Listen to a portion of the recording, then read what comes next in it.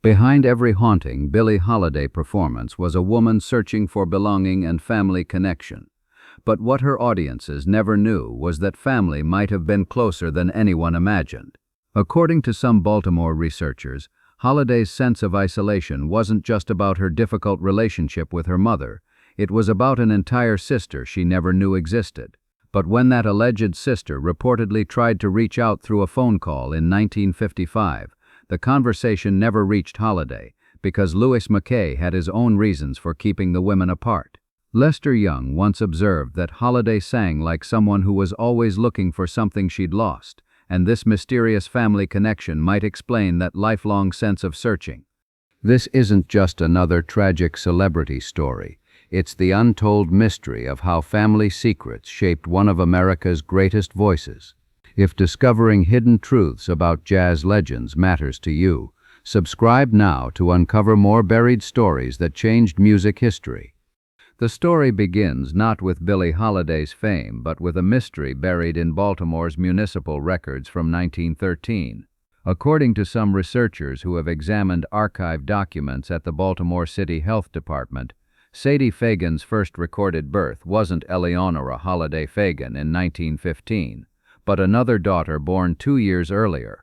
The records, reportedly discovered during a genealogy research project in the 1990s, allegedly show a birth certificate for Sarah Fagan, born to Sadie Harris and listed with the same address as Holiday's later birth certificate. What makes these records particularly intriguing, according to those who claim to have seen them, is that Sarah's birth certificate contains an annotation that wasn't standard for the time, a notation about placement with family that suggests the child didn't remain with her birth mother. Baltimore in the 1910s was a harsh place for unmarried black women, and teenage mothers like Sadie often faced impossible choices about keeping their children. The economic realities of survival in East Baltimore's tenements meant that even loving mothers sometimes had to make decisions that would haunt them for the rest of their lives. The circumstances surrounding Sarah's alleged placement remain unclear in these accounts, but the pattern was unfortunately common for the era. Young black women working as domestic servants for white families often found themselves pregnant and alone, with no support system to help them raise children while maintaining the employment that kept them alive. According to the researchers who claim to have found these records, Sadie would have been only 16 when Sarah was born, already struggling to survive in a city that offered few opportunities for black women. But what happened to Sarah after her alleged placement would remain hidden for 40 years, until a series of events in the 1950s allegedly brought the sisters tantalizingly close to reunion. The foster care system in early 20th century Baltimore was informal and largely undocumented, especially for black children. According to some accounts, Sarah was reportedly placed with a family named the Washingtons, who lived in a slightly more prosperous area of Baltimore and were able to provide stability that Sadie couldn't offer at 16. The arrangement, as described by those who claim knowledge of it, allowed Sarah to grow up with a family name and some education, but without any knowledge of her birth mother or the sister who would later become famous. While Eleanora Holiday Fagan grew up knowing the harsh realities of poverty and abandonment that would later fuel her artistic voice, her alleged sister Sarah was reportedly experiencing a different kind of childhood in the same city. The Washington family, according to these accounts, provided Sarah with basic education and domestic training that prepared her for work as a seamstress and housekeeper. This parallel existence, if true, meant that two sisters were growing up just miles apart, completely unaware of each other's existence. The irony of their alleged separation becomes even more poignant when considering how Holiday's music would later focus so intensely on themes of abandonment, searching, and lost connections. Songs like Strange Fruit dealt with collective trauma, but Holiday's ballads often explored personal losses that seemed to come from someplace deeper than her documented experiences. If the Sarah Fagan story has any truth to it, Holiday's emotional connection to songs about missing pieces and incomplete families takes on new meaning. As Billie Holiday's star rose in the 1930s and 40s, her name began appearing regularly in black newspapers and entertainment publications that circulated throughout Baltimore and the surrounding areas. According to some accounts, It was through these publications that Sarah Fagan allegedly first learned about the jazz singer who shared her birth mother's name and seemed to have emerged from the same East Baltimore neighborhood where Sarah had been born.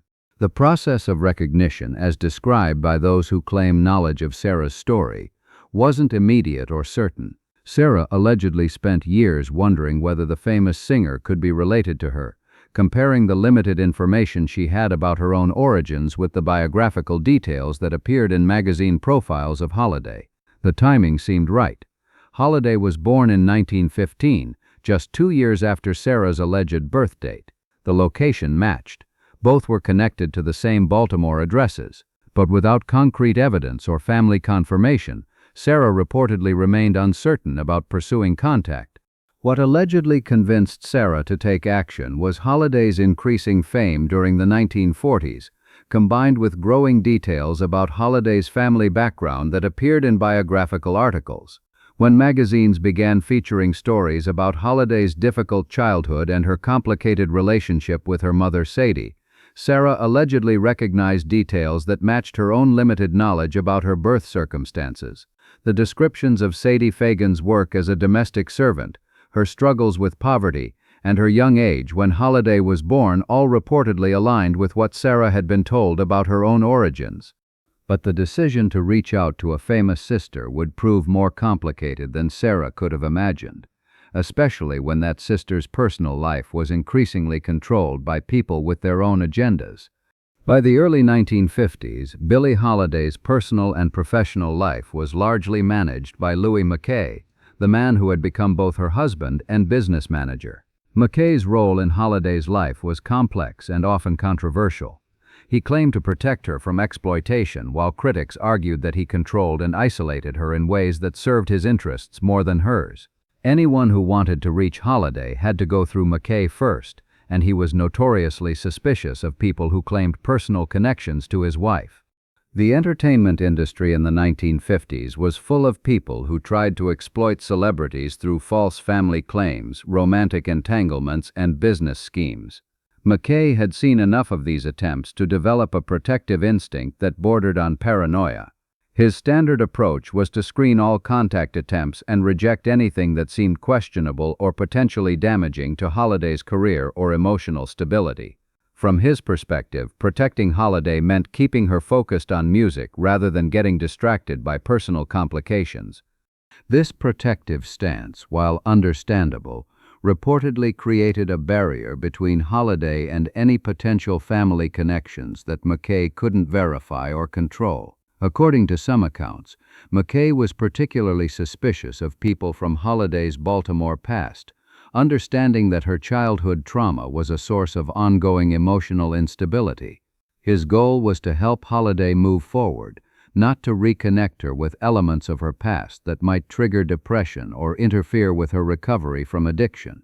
The attempted contact between the sisters allegedly occurred in the spring of 1955, during a period when Holiday was experiencing one of her periodic attempts at recovery and career rehabilitation. She had recently been released from federal prison and was trying to rebuild both her personal life and her professional reputation. It was a time when any disruption could potentially derail her fragile progress, which made McKay even more protective than usual about outside influences on her life. According to the accounts that describe this incident, Sarah Fagan had spent months gathering courage to make the phone call that could potentially reunite her with her famous sister. The long-distance call from Baltimore to New York was expensive for someone working as a seamstress, but Sarah allegedly felt that she had waited long enough and needed to know whether Billie Holiday was truly her sister. The conversation she hoped to have would require explanation, verification, and probably considerable emotional processing on both sides. When the call came through to Holiday's New York apartment, McKay answered the phone and found himself speaking with a woman who claimed to be Holiday's sister, a sister that he had never heard Holiday mention and whose existence seemed to contradict everything he knew about Holiday's family situation. According to those who described this incident, McKay's initial reaction was skepticism bordering on hostility. He had dealt with numerous people who claimed personal connections to Holiday, and most of them had ulterior motives involving money, fame, or exploitation.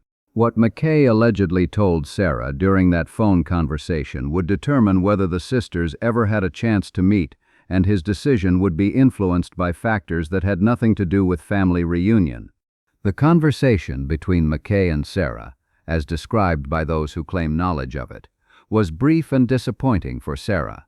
McKay reportedly questioned her about details of Holiday's childhood and family background, testing whether she had information that could only come from genuine family connection.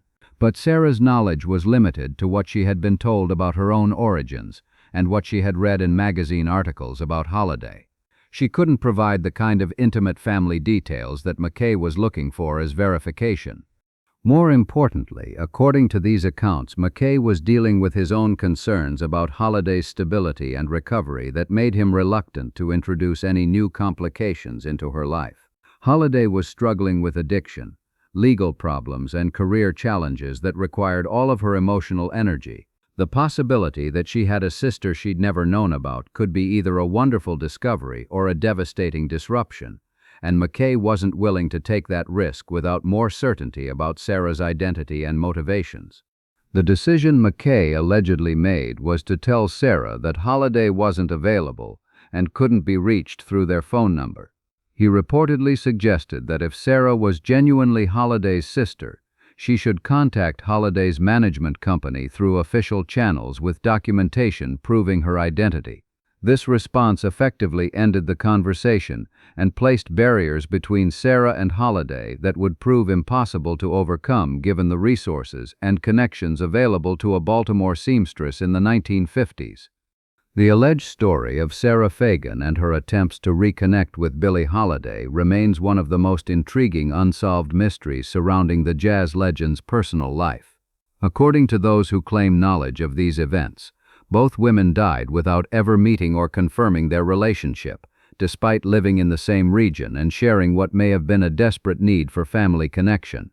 Holiday's death in 1959 came just 4 years after the alleged phone call, while Sarah reportedly lived until the 1980s, carrying her unanswered questions about her famous possible sister until the end.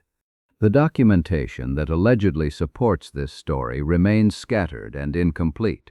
According to the researchers who claim to have discovered it, birth certificates, adoption records, and personal correspondence that might definitively prove or disprove the relationship have reportedly been lost, destroyed, or remain in private collections that aren't accessible to historians or biographers. This lack of conclusive evidence has allowed the story to persist as speculation rather than established fact. What makes the story particularly compelling for those who believe it is how well it explains certain aspects of Holiday's emotional life and artistic expression that have puzzled biographers for decades. Holiday's deep connection to songs about loss, abandonment, and searching takes on new meaning if she was unconsciously singing about a real relationship that had been severed before she could remember it. Her famous interpretation of songs like What a Little Moonlight Can Do and I'll Be Seeing You carried emotional weight that seemed to come from personal experience of missing someone important. The impact of this alleged family secret extends beyond Holiday's personal story to raise broader questions about how family separations affected the Black community during the early 20th century and how those separations continue to influence American cultural history.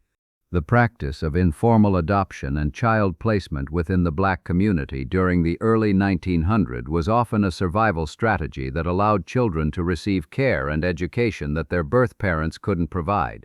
These arrangements, while often motivated by love and practical necessity, sometimes created permanent separations that left family members searching for each other across decades.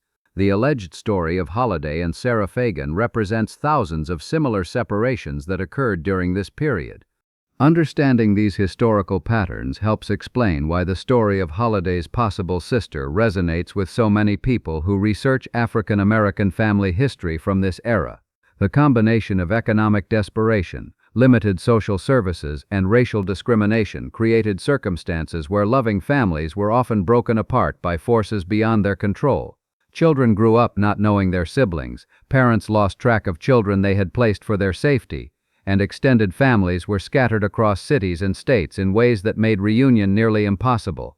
The entertainment industry's role in potentially preventing family reunions adds another layer of complexity to these historical patterns. The protective barriers that managers and handlers placed around famous performers, while often well-intentioned, sometimes isolated celebrities from authentic personal connections that could have provided emotional support and stability. Holiday's case, whether or not the Sadie Fagan story is true, illustrates how fame and protective management could combine to perpetuate the very isolation that performers were trying to escape through their success.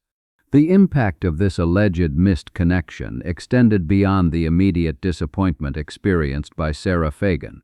According to those who describe Holiday's emotional state during this period, she continued to struggle with feelings of incompleteness and isolation that her growing fame couldn't resolve.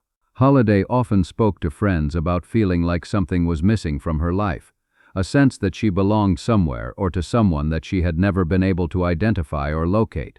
Friends who were close to Holiday during the mid-1950s reported that she would sometimes talk about wondering whether she had other family members she didn't know about. Her relationship with her mother, Sadie, remained complicated and distant, and Holiday often expressed the wish that she had siblings or other relatives who could provide the kind of unconditional family connection that had been missing from her childhood. These conversations took on particular poignancy given that, according to some accounts, the family connection she was seeking had actually tried to reach her. The timing of the alleged attempted contact was particularly cruel given Holiday's emotional vulnerability during this period. She was trying to rebuild her life after prison, struggling with ongoing addiction issues, and dealing with the career limitations imposed by her cabaret license revocation. The discovery that she had a sister who cared enough to search for her could have provided exactly the kind of emotional support and family connection that Holiday desperately needed. Instead, the protective barriers that McKay maintained around Holiday's personal life potentially prevented a reunion that might have changed both women's lives. But the story of the separated sisters would have one more chapter, as Sarah allegedly made additional attempts to connect with Holiday through different channels, leading to discoveries that would remain hidden until after both women had died.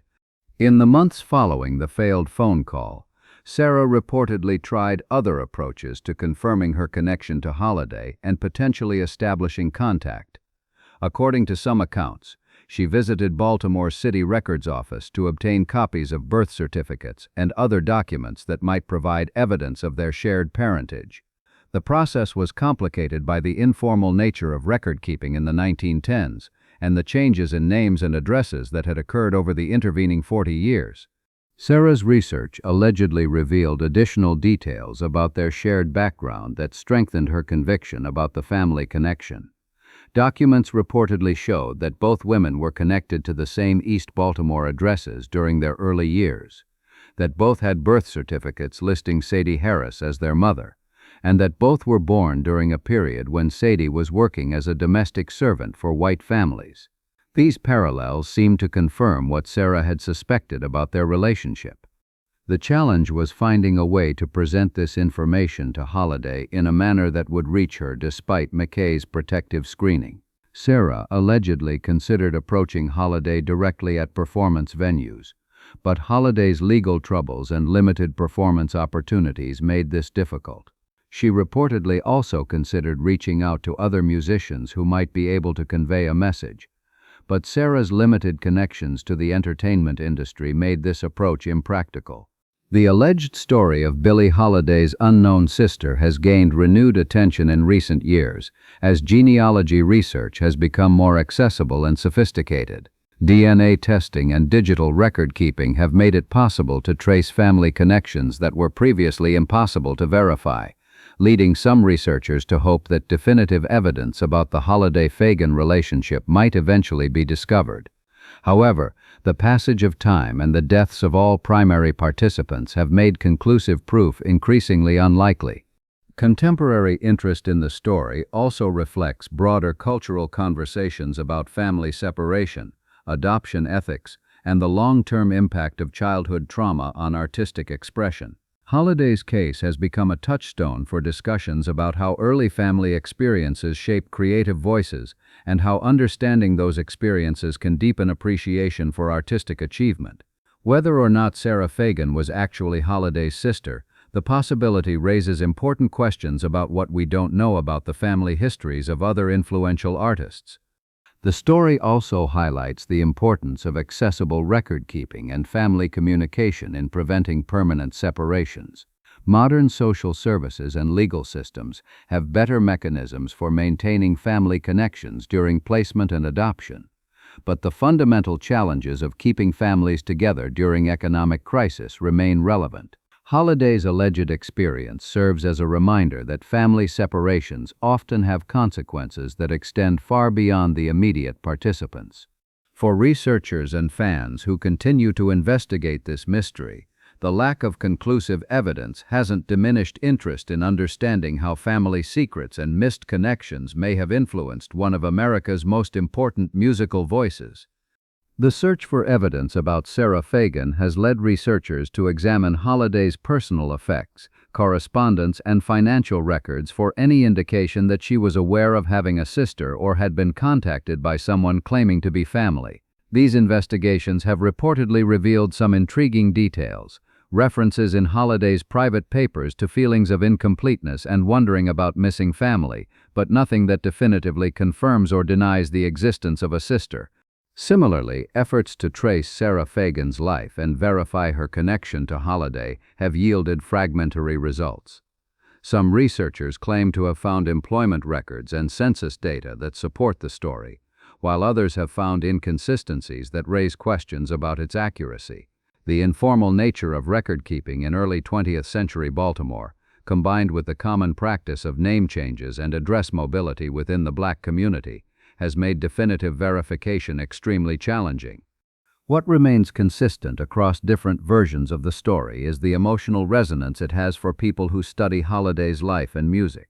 Whether factual or fictional, the idea that Holiday may have had a sister searching for her provides a framework for understanding the deep sadness and longing that characterized so much of her artistic expression. The story suggests that Holiday's famous ability to convey heartbreak and loss may have been connected to a specific, tangible absence rather than just general trauma and addiction. Regardless of its factual accuracy, the story of Billie Holiday's alleged unknown sister has become part of the broader mythology surrounding one of America's most enigmatic musical figures. Like many aspects of Holiday's life, the truth remains elusive, buried beneath layers of conflicting accounts, missing documentation, and the passage of time. What emerges instead is a story that captures essential truths about family, loss, and the ways that personal mysteries can shape artistic expression. The emotional core of the story: two sisters separated by circumstances beyond their control, living parallel lives without knowing about each other, potentially missing their only chance for reunion because of protective interference, resonates with universal themes that transcend the specific details of Holiday's biography. It speaks to anyone who has wondered about lost family connections, missed opportunities for relationship, or the ways that well-meaning protection can sometimes prevent healing and growth. For students of Holiday's music, the story provides a new lens for understanding the profound sense of searching and incompleteness that characterized so many of her performances. Whether she was unconsciously singing about a real lost sister or simply channeling the broader experience of family disruption that affected so many African Americans of her generation, Holiday's voice carried a quality of longing that seemed to reach beyond personal experience into something universal and archetypal. The story of Sarah Fagan may never be definitively proven or disproven, but it will likely continue to influence how people understand Billie Holiday's emotional life and artistic legacy, serving as a reminder that even our most celebrated artists often carried private mysteries that shaped their public expression in ways we can only begin to imagine. In the end, whether Billie Holiday had an unknown sister matters less than what the possibility reveals about the complexity of her inner life and the sources of her artistic power. The story suggests that Holiday's famous ability to transform personal pain into universal beauty may have been connected to losses and absences that she herself didn't fully understand. This interpretation doesn't diminish her artistic achievement, but rather adds another layer of meaning to performances that continue to move audiences decades after her death. The mystery also serves as a reminder that historical figures, no matter how well documented their public lives, often carried private stories that remained hidden from biographers and fans. Holiday's case illustrates how family secrets, missed connections, and the protective barriers created by fame can combine to preserve mysteries that will never be fully solved. These gaps in our knowledge don't make historical figures less important, but rather more human, reminding us that even legends lived with uncertainties, regrets, and unanswered questions, just like everyone else. For contemporary audiences, the story of Holiday's possible sister offers both inspiration and caution about the importance of family connection and communication. It suggests that some separations may be irreversible once enough time has passed, but it also demonstrates the lasting impact that family relationships can have, even when they exist only as possibilities or memories. Whether or not Sarah Fagan was real, her alleged story serves as a testament to the enduring human need for family connection and the tragic consequences when that connection is prevented by circumstances, misunderstanding, or well-intentioned interference. The legend of Billie Holiday continues to evolve as new stories emerge and old mysteries persist, but the essential truth remains constant. She was an artist whose personal experiences of loss, searching, and incomplete connection enabled her to create music that speaks to the deepest human emotions. Whether those experiences included a lost sister, or simply the universal human experience of longing for what might have been, Holiday's voice continues to carry the weight of unanswered questions and unfulfilled hopes that resonate with listeners who bring their own mysteries and losses to her music.